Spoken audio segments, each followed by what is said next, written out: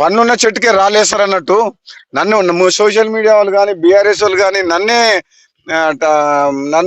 నన్ను ముందర పెట్టి అన్ని కథనాలు, తప్పుడు వార్తలు, రూమర్స్ క్రియేట్ చేస్తుండ్రు.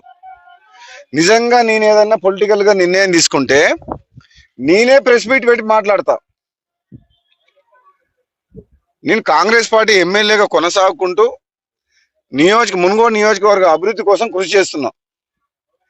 మంత్రివర్గ విస్తరణ అనేది అధిష్టానం తీసుకునే నిర్ణయం కాబట్టి అధిష్టానం ఏ నిర్ణయం తీసుకున్నా కట్టుబడి ఉంటాం. అప్పటి వరకు కాంగ్రెస్ పార్టీ ఎమ్మెల్యేగా ఒక క్రమశిక్షణ గల కార్యకర్తగా నియోజకవర్గ అభివృద్ధి పార్టీ కోసం పనిచేస్తా తప్పితే రాహుల్ గాంధీ గారి నాయకత్వంలో ఎటువంటి రూమర్స్ కూడా సోషల్ మీడియాలో నాకు కొందరు గిట్టని వ్యక్తులు కాంగ్రెస్ పార్టీ లోపల కావచ్చు, ఇతర పార్టీ వాళ్ళు కావచ్చు, కంటిన్యూస్ గా సోషల్ మీడియాలో నా మీద దుష్ప్రచారం జరుగుతుంది.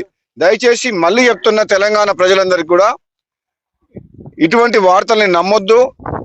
భవిష్యత్తులో ఏదన్నా రాజకీయ పరంగా ఏదైనా నిర్ణయం తీసుకుంటే నేనే ప్రెస్ మీట్ పెట్టి మాట్లాడతా. అప్పటి వరకు దయచేసి ఎటువంటి రూమర్స్ ని, దుష్ప్రచారాన్ని నమ్మొద్దని చెప్పేసి కూడా నేను విజ్ఞప్తి చేస్తున్నా. Thank you.